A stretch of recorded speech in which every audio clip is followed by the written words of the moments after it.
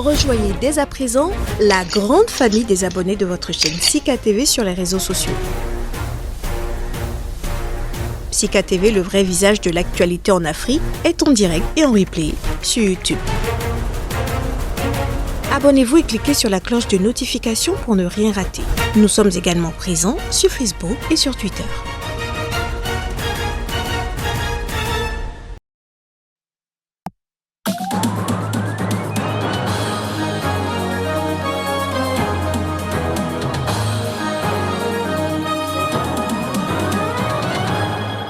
À la une de l'actualité ce 1er septembre, la ministre libyenne des Affaires étrangères n'a pas écarté ce mardi la possibilité d'un report des élections générales prévues en décembre.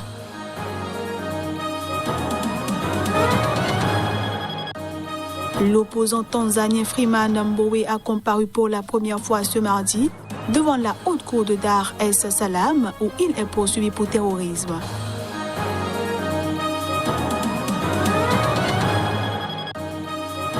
Et puis des bandits armés ont tiré sur 8 civils dans la commune de Kassirimbi. L'une des victimes est morte des suites de ses blessures.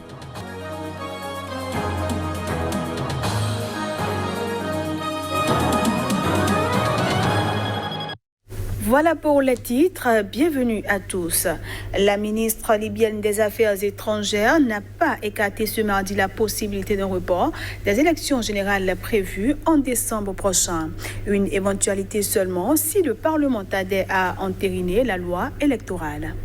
La Libye tente de s'extraire d'une décennie de violence et de lutte au pouvoir. Après un accord sur le cessez-le-feu entre autorités rivales, conclu en octobre 2020, un gouvernement unifié transitoire a été installé sous la houlette de l'ONU début 2021 pour mener le pays à des élections législatives et présidentielles annoncées pour le 24 décembre. La ministre libyenne des Affaires étrangères a, à l'issue d'une réunion des pays du voisinage de la Libye, tenue en Algérie, affirmé ne pas pouvoir répondre à la question de savoir si les élections vont être repoussées ou pas, parce que tout est mis en place pour qu'elles se tiennent à la date fixée. Nous attendons encore que le Parlement valide la loi électorale pour la tenue des élections. Ceci peut entraver ou retarder le scrutin, a-t-elle ajouté. Selon la ministre, une réunion consultative des pays voisins et des États amis de la Libye devrait se tenir fin septembre ou début octobre pour parler du volet sécuritaire. Il faut que le pays soit stable pour que l'on puisse organiser des élections, a-t-elle conclu. L'émissaire de l'ONU pour la Libye, présent à la réunion d'Alger, a incité les dirigeants libyens à ne pas perdre de temps et à finaliser le cadre constitutionnel qui va permettre d'organiser ces élections. Malgré l'arrêt des combats en 2020 et la conclusion d'une trêve, suivie de mois de négociations, pour trouver une solution au conflit, les divisions ont rapidement refait surface et la tenue des élections devient de plus en plus hypothétique, en l'absence d'un cadre constitutionnel censé les régir. Le chef du principal parti d'opposition tanzanien comparaissait ce mardi devant la haute cour à Dar es Salaam pour faire face à des accusations de terrorisme. Une affaire qualifiée de politique par son parti visant à écraser la dissidence. Le président du parti Chadema, Freeman Mbowe, et ses partisans accusent la police de l'avoir torturé en garde à vue pour le forcer à faire une déclaration lors du procès qui s'est ouvert sous haute sécurité, la plupart des journalistes étant bannis de la salle d'audience par la police. Freeman Mbowe est en détention depuis le 21 juillet, date à laquelle il a été arrêté avec d'autres hauts responsables du parti Chadema après avoir appelé à un rassemblement pour demander des réformes constitutionnelles. L'homme de 59 ans est accusé de financement du terrorisme et complot terroriste. Lors de leur comparution devant un tribunal de Dar es Salaam hier lundi, Mbowe et ses 3 co-accusés ont accusé à leur tour le parquet de lire des déclarations dictées sous la contrainte, selon l'avocat de Mbowe, Peter Kibatala. La défense a déclaré avoir déposé une requête demandant l'abandon des charges et l'annulation du procès, accusant implicitement la présidente Samia Suluhu Hassan de s'être mêlée de l'affaire. La semaine dernière, le gouvernement, invoquant les restrictions sanitaires, a défendu aux diplomates étrangers d'assister au procès sans en avertir le ministère des Affaires étrangères. Des représentants des ambassades britanniques et américaines étaient présents à l'audience de mardi devant le tribunal de Dar es Salaam, à laquelle ont également assisté des hauts responsables du parti Chadema. Peter Kibatala, l'avocat du chef du principal parti d'opposition tanzanien Freeman Mbowe, soutient que la division de la corruption et des crimes économiques de la Cour, où son client a comparu, n'est pas qualifié pour entendre l'affaire auparavant traitée par un tribunal de première instance. On le suit. Now, before the case could take off officially, substantively. Avant que l'affaire ne puisse démarrer officiellement, en substance, nous avons soulevé une objection de fond contre la validité des pouvoirs du tribunal. Nous contestons la juridiction et nous disons formellement, légalement, que nous contestons la juridiction de cette Cour, à savoir que cette Cour étant une division de la Haute Cour, chargée des crimes économiques et de la corruption, elle n'est pas la juridiction requise pour juger des délits de terrorisme.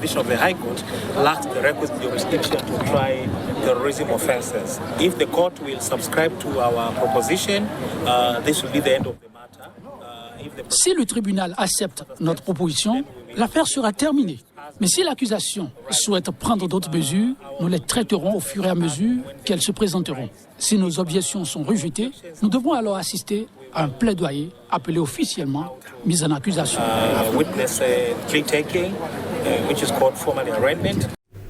Parlant toujours de cette affaire, le tribunal de Dar es Salaam, devant lequel Freeman Mbowe a comparu pour terrorisme, s'est déclaré compétent ce vendredi pour mener le procès. Ce faisant, il a rejeté une objection formulée la veille par les avocats de la défense. Ce tribunal est compétent pour juger des affaires de terrorisme et je ne suis donc pas d'accord avec l'objection des accusés, a déclaré ce mercredi la juge Elinaza Louvanda après avoir lu les arguments de chacune des parties. À noter que les partisans de Freeman Mbowe qualifient ce procès de politique et dénoncent une dérive autoritaire de la nouvelle présidente Samia Suluhu Hassan, arrivée au pouvoir après le décès soudain de John Magufuli en mars dernier. Des bandits armés ont tiré sur 8 civils dans la commune de Karisimbi.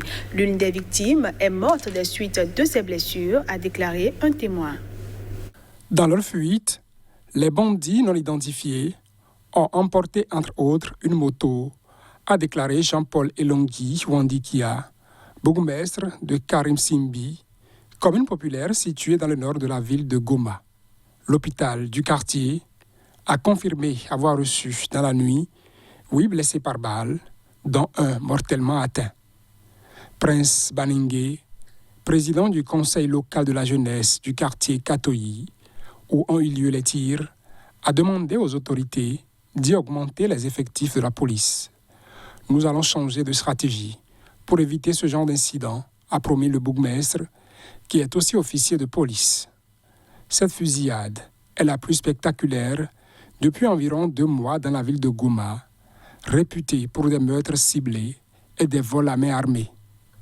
Depuis mai, la ville, comme l'ensemble de la province du Nord Kivu et celle voisine de l'Ituri, est sous état de siège, mesure exceptionnelle prise par les autorités pour lutter contre les groupes armés qui écument la région. Le président Félix Tshisekedi y a remplacé des autorités civiles par des officiers de l'armée et de la police. Ce journal se poursuit. Plus de 7000 écoles ont été endommagées par le conflit dans le nord de l'Éthiopie. C'est ce qu'a annoncé le ministre de l'Éducation qui estime que 1,42 million d'élèves ne pourront suivre les cours dans les régions du Tigré, de l'Amhara et de l'Afar.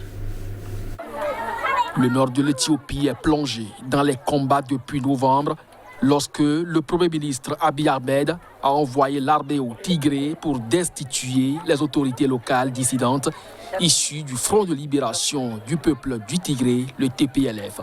Cette intervention répondait selon lui à des attaques contre des camps militaires fédéraux orchestrés par le TPLF. Le prix Nobel de paix 2019 avait promis une victoire rapide, mais le conflit s'est enlisé et fin juin, les forces pro-TPLF ont repris le contrôle de l'essentiel de la région, puis poursuivi leur offensive dans les régions voisines de l'Amhara et de l'Afar. À la suite de la guerre futile du TPLF dans le nord de l'Éthiopie, dans les régions du Tigré, de l'Afar et de l'Amhara, plus de 7000 écoles ont été entièrement, certaines partiellement endommagées, a déclaré le ministère éthiopien de l'Éducation, Getachew Mekuriya, lundi sur Twitter. Plus de 1,42 million d'élèves ont déjà été déscolarisés au Tigré ou le seront en Afar ou Amara, a-t-il ajouté, qualifiant la situation de très triste. Le TPLF n'a pas répondu dans l'immédiat à ces accusations qui n'ont pas pu être vérifiées de manière indépendante. L'extension du conflit a aggravé la crise humanitaire. Plusieurs agences et ONG déplorent les difficultés à accéder aux populations. Jeudi déjà, l'Agence humanitaire des Nations Unies, OCHA, a déclaré que les convois d'aide vers le Tigré s'étaient pratiquement arrêtés depuis le 20 août, aucun camion ne pouvant pénétrer dans la région où 400 000 personnes vivent dans des conditions de famine au Tigré selon l'ONU. Selon OCHA, au moins 5,2 millions de personnes, soit plus de 90% de la population du Tigré, dépendent de l'aide extérieure. Et puis, 2 États du sud du Nigeria veulent rendre la vaccination obligatoire pour accéder aux lieux publics et aux rassemblements.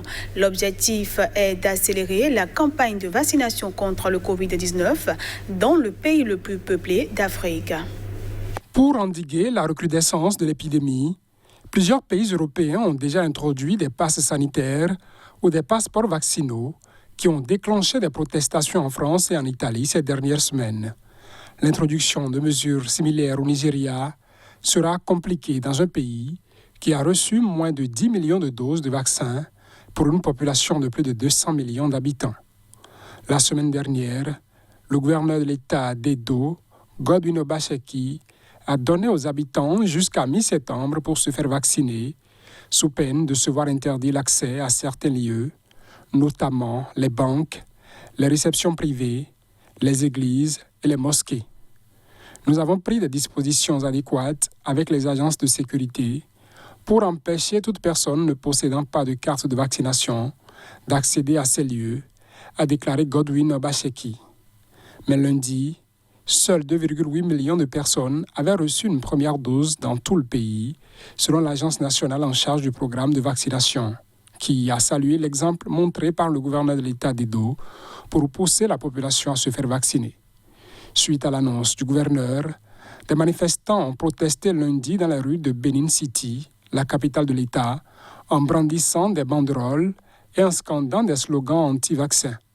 Le Nigeria enregistre officiellement 191 805 infections et 2455 décès depuis février 2020, mais les chiffres réels sont probablement bien plus élevés, en partie à cause des faibles taux de dépistage. Un autre État du sud du Nigeria, Ondo, a également donné 2 semaines aux habitants pour se faire vacciner. La preuve de la vaccination sera la condition pour accéder aux lieux publics, aux églises, aux mosquées, a déclaré le ministre de l'Information de l'État, Donald Ojogo, aux médias locaux. Ainsi prend fin cette édition que je vous remercie d'avoir suivi. L'information continue sur Sika TV.